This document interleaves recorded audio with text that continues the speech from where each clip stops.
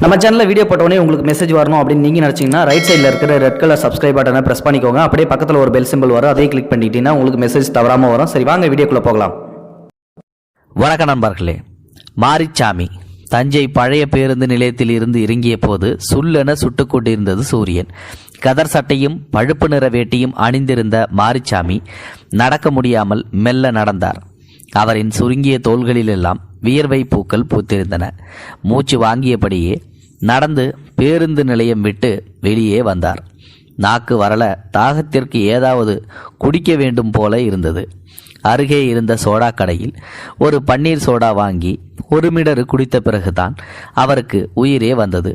ரசித்து ருசித்து குடித்திருந்தார். குடித்துவிட்டு கடைக்காரரை பார்த்து, ஏம்பா இது எவ்வளவு என்று கேட்டார். அதற்கு அந்த கடைக்காரர் 12 ரூபா சாமி என்றார். இவ்வளவு சின்ன பாட்டில் 150 ml கூட இருக்காது, இதுவே 12 ரூபாயா? வழக்கமா 13 இல்லை 14க்கு விற்பேன். பார்க்க போனா பாவமா இருக்கியேன்னு 12ன்னு சொன்னேன். வெடுக்கென பேசினார் கடைக்காரர்.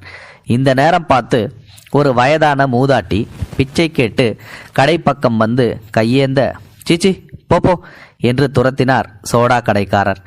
அந்த பிச்சைக்கார மூதாட்டியை பார்த்து, பாவம் இந்த வயசுல இந்த வெயில்ல பிச்சை எடுக்கிற மாதிரி இதோட நிலைமை இருக்கே என்று எண்ணியபடியே அந்த மூதாட்டிக்கு பிச்சை போட சட்டைப்பையில் கையை விட்ட மாரிச்சாமிக்கு சுருக்கென்றது. சட்டைப்பையில் காசும் இல்லை. அவர் கையில் கொண்டு வந்த மஞ்சை பையையும் காணவில்லை. எல்லா பணமும் அதில் தான் இருக்கின்றது. பேருந்திலேயே மறந்து விட்டுட்டோமோ என்று திகைப்பு வர, என் பணம் என் பணம் என புலம்பிக் கொண்டே ஓட முடியாமல் பேருந்து நிலையத்திற்குள் ஓடினார். அவர் வந்த பேருந்து புறப்பட்டு போயிருந்தது. தலையில் கையை வைத்து அப்படியே அமர்ந்து விட்டார் மாரிச்சாமி. சோடா கடைக்காரர் இவர் பின்னாலேயே ஓடி வந்து, ஏ பெருசு, காசு கொடுக்காம அப்படியே எஸ் ஆயிடலான்னு பாத்தியா? எடு 12 ரூபாய் எடு என்றார். இவர் கண்களில் கண்ணீர் முட்ட கடைக்காரரை பார்த்து, காசு காசு காசு போயிடுச்சு, 1100 ரூபாய் போயிடுச்சு என்றார் தழுதழுத்த குரலில். யாரை ஏமாத்த பார்க்குற? பாக்கெட்டில் 10 ரூபா கூட இல்லையா? நெசமாத்தான் சொல்கிறேன். பணம் முழுக்க பையில தான் வச்சிருந்தேன். கிட்டத்தட்ட மாரிச்சாமி விசும்பவே ஆரம்பித்து விட்டார். இவரை பார்த்து, கடுப்போடு நமக்குன்னு வந்து சேர்றானுங்க பாரு பிச்சைக்காரனுங்க என்று திட்டுவிட்டு சோடா கடைக்காரர் கோபத்தோடு திரும்பி போனார். மாரிச்சாமிக்கு கன்னத்தில் அரைந்தார் போல இருந்தது. பிச்சைக்காரனுங்க என்ற வார்த்தைகள். 70 வயதாகும் மாரிச்சாமி தஞ்சைக்கு அருகே உள்ள கிராமத்தில் பெட்டிக்கடை வைத்துள்ளார். வயசான காலத்தில் சும்மா முடங்கி கிடக்காம என்ன பெட்டி கடை வேண்டி கிடக்கு? அன்னைக்கு கடையிலேயே மயங்கி விழுந்து கிடந்த ஒன்று கிடக்க ஒன்று ஆயிடுச்சுன்னா யார் பொறுப்பு என்று மூத்த மகன் திட்டினாலும் பெரிதாய் வருமானம் இல்லாமல் இருந்தாலும் விடாப்பிடியாய் மாரிச்சாமி கடந்த 10 வருஷங்களாக கடையை நடத்தி வந்தார். வயலில் வேலை செய்ய தெம்பு இருந்தவரை அவருக்கென்று இருந்த சொந்த நிலத்தில் உழைத்தார். பிறகு 2 மகன்களும் பங்கு பிரித்து கொடுத்துவிட்டு மூத்த மகனோடு தங்கி கொண்டு வீட்டின் அருகேயே பெட்டிக்கடை நடத்தி வருகிறார் மாரிச்சாமி. தஞ்சையிலிருந்து 15 கிலோமீட்டரில் திருக்காட்டுப்பள்ளி போகும் வழியில் உள்ளது அவரது கிராமம்.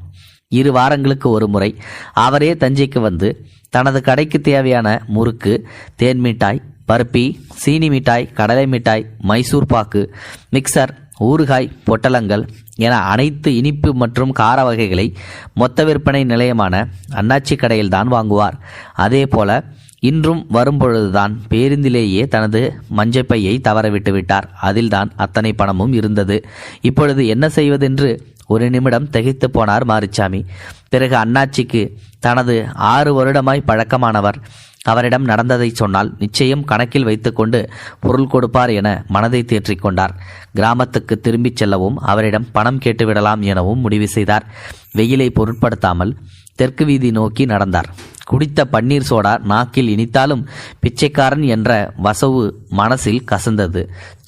நம்மளை ஒருத்தன் பிச்சைக்காரன் என்று சொல்லிவிட்டானே என்று அந்த முதியவருக்கு அப்போதிலிருந்து பெரும் கோபமாக அவன் மீது வந்தது. என்ன செய்ய, அவரோ பாக்கெட்டில் 10 பைசா கூட இல்லாமல் இருந்ததால் தான் அந்த கடைக்காரன் அந்த வார்த்தையை சொன்னான் என்பதை மனதில் வைத்து கொண்டே பிறகு நாம் அண்ணாச்சியை சந்தித்துவிட்டு ஏதேனும் அவனிடம் வைத்து கொள்ளலாம் என்று இவர் மனதை தேக்கிக் கொண்டு அங்கிருந்து புறப்பட்டு கொண்டு அண்ணாச்சியை நோக்கி நடக்க ஆரம்பித்தார். ஆனால் நடந்து ஒரு வழியாக அண்ணாச்சி கடைக்கும் வந்து சேர்ந்தார். வாங்க வாங்க, என்ன வேணும்? கடையில் இருந்தவர் மாரிச்சாமியை இருகரம் கூப்பி வரவேற்றார். அண்ணாச்சி இல்லையா? அவர் வெளியூர் போயிருக்காரு. அவர் என்னோட மச்சான். என்ன வேணும் சொல்லுங்க, நானே தரேன். என் பேர் மாரிச்சாமி. அதற்குள் கடைக்கு மொத்த விலைக்கு சாமான் வாங்க 2-3 நபர்கள் வரவே கடை பையனை கூப்பிட்டு, டேய் பெரியவருக்கு நாற்காலி போடு என்று சொல்லிவிட்டு மாரிச்சாமியை பார்த்து, 5 நிமிஷம் இவங்களை கவனிச்சிட்டு வந்துடுறேன் என்று வியாபாரத்தில் மும்முரமானார். கிட்டத்தட்ட 20 நிமிஷமும் ஓடியது. பிறகு மாரிச்சாமியை பார்த்து, மன்னிச்சுக்கோங்க பெரியவரே, இப்போ சொல்லுங்கள். நான் இங்கே தான் தஞ்சாவூர் பக்கத்தில் இருக்கிற கிராமத்தில் பெட்டி கடை வச்சுருக்கேன். என் பேர் மாரிச்சாமி. அண்ணாச்சிக்கும் எனக்கும் 6 வருஷமாக பழக்கம். உங்கள் கடையில் தான் இனிப்பு காரம் எல்லாம் வாங்குறது. அதான் அண்ணாச்சியை பார்த்து வாங்கிட்டு போகலான்னு வந்தேன். அண்ணாச்சி இல்லையா? சரி, உங்களுக்கு என்ன வேணும் சொல்லுங்கள், நான் நல்ல தரமான பொருளாக நானே எடுத்து தரேன். இல்லை, அண்ணாச்சியை பார்த்து, அண்ணாச்சி குலதெய்வம் கோயிலுக்கு போயிருக்காருங்க, கடைக்கு ஒரு ஃபோன் பண்ணி கேட்டுட்டு வந்திருக்கலாமே. அது என்கிட்ட ஃபோன் கிடையாது என்று அப்பாவியாய் சொன்னார் மாரிச்சாமி. மதியம் வரைக்கும் தொந்தரவு செய்யக்கூடாதுன்னு சொல்லியிருக்காரு. இல்லைன்னா அவருக்கே நான் ஃபோன் பண்ணி கேட்டுருவேன். எவ்வளோ நேரம் ஆனாலும் பரவாயில்ல, நானே காத்திருக்கேன் தம்பி.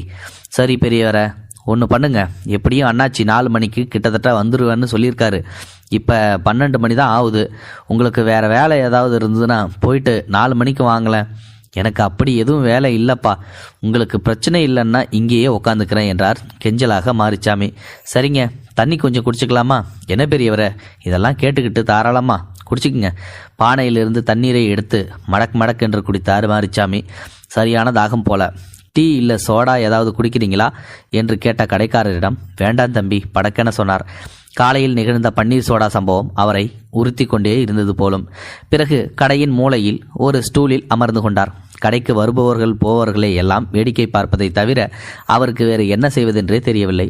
அந்த கடையில் கிலோ கணக்கில் அடுக்கி வைக்கப்பட்டிருந்த இனிப்பு வகைகளும் கார வகைகளும் கலந்து வந்த வாசனை ஏதோ ஒரு புதுவித உணர்வை தந்தது மாரிச்சாமிக்குள். இப்படியே 1 மணி நேரத்துக்கு மேல் ஓடியது. கடைக்காரர் இவரை பார்த்து, பெரியவரை போய் சாப்பிட்டு வேணா வாங்கலேன். இல்லை பரவாயில்லை என்றார் மாரிச்சாமி. அதுக்கு இல்லைங்க, 1:30லேருந்து 2:30 வரைக்கும் மதிய சாப்பாட்டு நேரம், கடை அடைக்கணும், அதுக்குத்தான் சொல்கிறேன். இப்போது மாரிச்சாமிக்கு வேறு வழி இல்லை, எழுந்து வெளியே போகத்தான் வேண்டும். ஆனால் எங்கே போவார்? கையில் காசும் இல்லை. அவருக்கு என்ன செய்வதென்றும் புரியவில்லை. உருவமில்லாத பசி வேறு வயிற்றில் உருளுவத் தொடங்கியது. சுவரில் இருந்த கடிகாரத்தை பார்த்தார். மணி 1:20. கடையை அடைக்கும் போது சொல்லுங்க, நான் கிளம்பிடுறேன் என்றார். சரியாக மதியம் 1:30 மணிக்கு கடை அடைக்கப்பட்டது.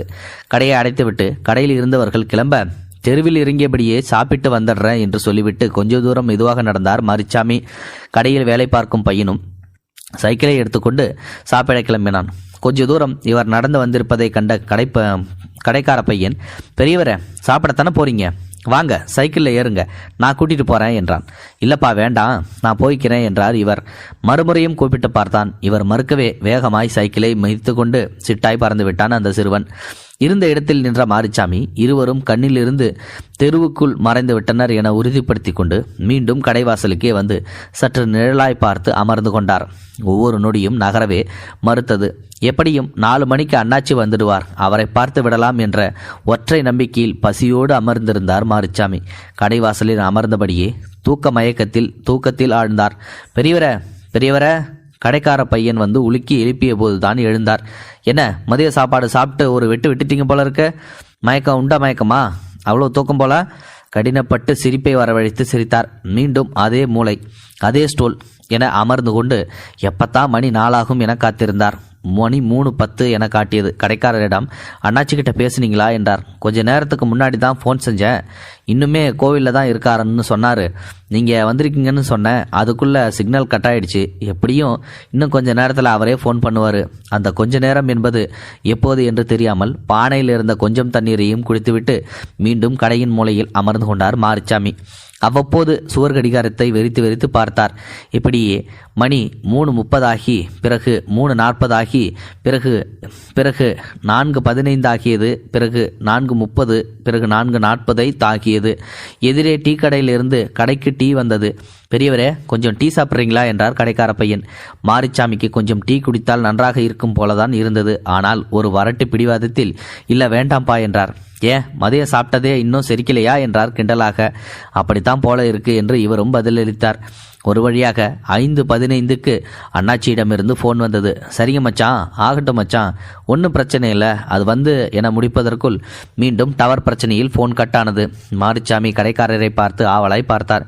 பெரியவரே, மச்சான் வர இன்னைக்கு ராத்திரி ஆயிடுமா, கோவிலில் தாமதம் ஆயிடுச்சான், அதனால் நீங்கள் நாளைக்கு வர்றீங்களா, நான் வந்ததும் அண்ணாச்சிக்கிட்ட தெரியுமா என்று கேட்டார் பெரியவர். தெரியும், உங்களை பற்றி ஏதோ சொல்ல ஆரம்பித்தார், ஆனால் ஃபோன் கட் ஆகிடுச்சு. நானும் மச்சான் 4 மணிக்கு வந்துடுவார்னு தான் நினச்சேன், உங்களை காக்க வச்சேன். இவ்வளோ தூரம் வந்துட்டீங்க, என்ன சாமான் வேணும்னு சொல்லுங்கள், நான் எடுத்து தரேன், இல்லை இன்னொரு நாள் வர்றேன் என்று புறப்பட தயாரானார். இப்போது என்ன செய்வது, எங்கு போவது என்று அவருக்கு எதுவும் பிடிபடவில்லை. கிளம்பி பேருந்து நிலையம் போகலாம், பிறகு பார்த்து கொள்ளலாம் என்று முடிவு செய்து பேருந்து நிலையம் நோக்கி நடந்தார். மெதுவாக நடந்து பேருந்து நிலையம் அருகே வந்தார். அவர் காலையில் பன்னீர் சோடா குடித்த கடையை கடக்க நெருங்குகையில், பெரியவர கொஞ்சம் நில்லுங்க என்று கூவிக்கொண்டே அண்ணாச்சி கடையில் வேலை செய்யும் பையன் சைக்கிளில் வேகமாக இவரை நோக்கி வந்தான். மூச்சிறைத்தது அவனுக்கு. ஆசுவாசப்படுத்தி கொண்டு, அண்ணாச்சி ஃபோன் பண்ணாரு, உங்களை சந்திக்க முடியாமல் போனதில் வருத்தம்னு சொன்னார். அது மட்டும் இல்லை, போன தடவை சாமான் வாங்கும்போது ஏதோ மறதியில் நீங்கள் மீதி பணம் 85 ரூபா வந்து வாங்காமல் கிளம்பிட்டீங்களா, இந்தாங்க உங்களோட 85 ரூபா, மறக்கிறதுக்கு முன்னாடி கொடுத்துட சொல்லி அண்ணாச்சி உத்தரவு என்று மூச்சு விடாமல் பேசிவிட்டு ஒரு 50 ரூபாய் தாளையும் 3 10 ரூபாய் தாளையும் ஒரு 5 ரூபாய் நாணயத்தையும் இவர் கையில் திணித்துவிட்டு அவன் சைக்கிளில் மிதித்து கொண்டு புறப்பட்டு போனான். அந்த பணத்தை வாங்கிய மாரிச்சாமி புத்துணர்ச்சி வந்தவராய் தான் காலையில் பன்னீர் சோடா குடித்த கடையை நோக்கி போனார். காலையில் பார்த்த கடைக்காரர் அங்கிருந்தார். அவர் கையில் 10 ரூபாய் தாளையும் 5 ரூபாய் நாணயத்தையும் கொடுத்த மாரிச்சாமி அவரை பார்த்து உரக்கச் சொன்னார். நான் ஒன்றும் பிச்சைக்காரன் இல்லை, என்னை பார்த்து அப்படி என்றைக்கும் நினைக்கவே நினைக்காதே. இந்தா உன் சோடாவிற்கான காசு, மீதி 3 ரூபாய் இருக்கின்றது, அதை நீயே டிப்ஸாக வைத்துக்கொள் என்று கௌரவமாக சொல்லி அங்கிருந்து புறப்பட்டார் மாரிச்சாமி. இது உண்மையிலுமே ஒரு வேற லெவல் பர்ஃபார்மன்ஸ் குட்டி கதைன்னு சொல்லலாம். இந்த கதையிலேருந்து ஒன்று மட்டும் நல்லா தெரிஞ்சிருக்குது. அந்த முதியவருக்கு நம்மளை ஒருத்தர் இந்த மாதிரி பிச்சைக்காரன்னு சொல்லிட்டானே அப்படின்ற ஒரு எண்ணம் மட்டும் அந்த முதியவரோட மனசில் உறுத்திக்கிட்டே இருந்திருக்குது.